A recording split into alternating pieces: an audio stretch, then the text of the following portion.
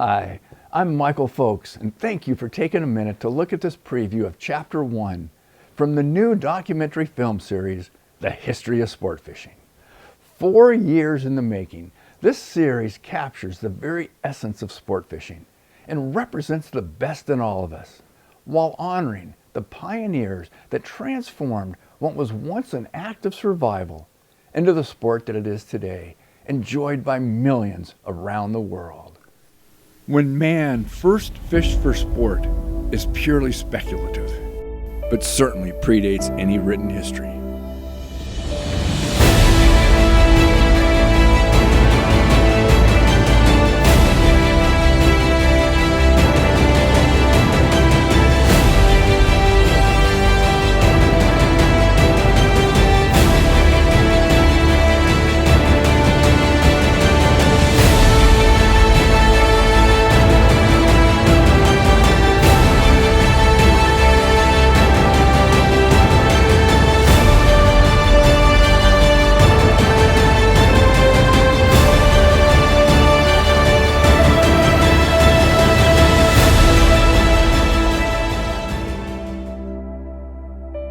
This is The History of Sportfishing.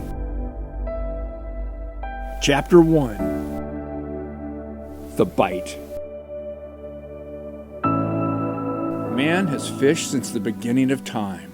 Ancient cave drawings, dating back 40,000 years, show prehistoric man fishing for food. When man first dipped a line, for the sheer joy of hooking a fish, certainly predates any written history. There are many remarkable examples in history of how a fish species can become intricately woven into the cultural, financial, and environmental health of a place and its people. Perhaps none more so than the salmon. For thousands of years, the salmon sustained entire tribes along the west coast, from Mexico to Alaska. And for the tribes of the Northwest, their connection runs far deeper into the realm of the spiritual. Salmon are an adjurous species, spending their first year in fresh water and then migrating into the ocean before returning back to their birthplace, where they spawn and die. Their physical strength, beauty, natural cycles of life and death, while being a source of life for so many people, are just some of the many reasons they are so revered by Native Americans and anglers worldwide. These are the roots from which the sport of fishing was born. Fishing has woven itself into the very fabric of America's soul. Fishing doesn't merely recall a simpler America or a better America. It is America. Fishing reflects this country's essence in its purest and represents the best in all of us. Passed down from generation to generation, fishing is as much a part of America's pastime as baseball, football, apple pie, and the 4th of July.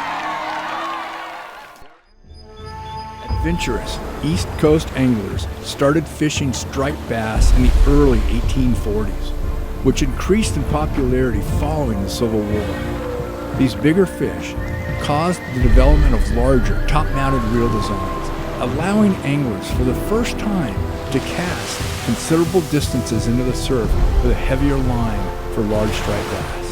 The striped bass was arguably the most formidable opponent anglers had ever attempted to do battle with. Genio C. Scott proclaimed in his book, Fishing in American Waters, published in 1869, that casting bait for striped bass constitutes the highest branch of American angling. The method is eminently American and characteristic of the modern angler by its energy and style, and the exercise and activity necessary for success.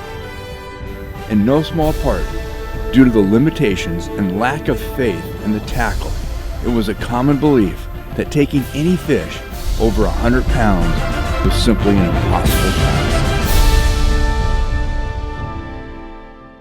With the completion of the Transcontinental Railroad, the American landscape was rapidly changing as thousands of people migrated west. 3,000 miles from Florida, on the other side of the continent, in the water surrounding a little-known island off the coast of Southern California, called Catalina. Dr. Charles Frederick Holder, Colonel Clinton P. Morehouse, and Mr. Gear Campbell were cautiously venturing forth from the beaches of Avalon in small wooden skiffs with hickory poles, linen line, and primitive reels, trying to catch the mighty leaping tuna or bluefin that were abundant in the crystal clear dark blue waters. And for the most part, they were having no success. Hooking fish wasn't an issue. Their failures were due in no small part to their inadequate tackle. Dr. Holder was a prolific writer, renowned zoologist, outdoorsman, and a collector for both the Museums of Natural History and the Smithsonian. He became enamored with Catalina ever since first laying eyes on the island in 1889. Dr. Holder wrote he was astonished by the abundance of marine life thriving in this pristine body of water, later calling it an angler's paradise, and describing how the leaping tuna would turn the water white as far as the eye could see from Long Point to the east end, foaming on massive schools of bait.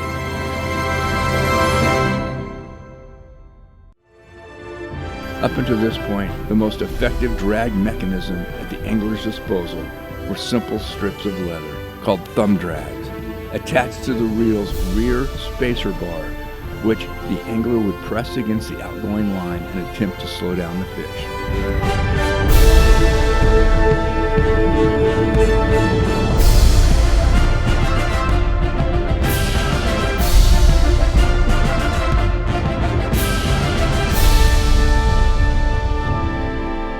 A cry went out across the nation for manufacturers to build bigger, stronger, higher quality saltwater reels.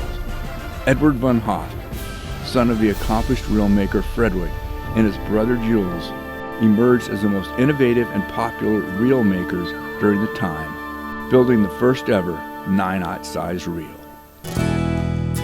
Okay, that's just a little sampling of what you're going to get to see in Chapter 1. I really hope you enjoyed it, and thanks for watching. Please click on the link below to sign up and watch the entire series. A generous portion of your membership fees are being donated to conservation efforts across the country and around the world. Become a part of the history of sport fishing as we pay tribute to the men and women who transformed it from an act of survival into the sport that it is today. And remember, take what you can use what you take, and release the rest. We all share one planet, one ocean, and we have only one chance. So let's get it right. Do your part, make a difference. Take a kid fishing and practice CPR. Catch, photograph, and release. I'm Michael Folks. Thanks for watching.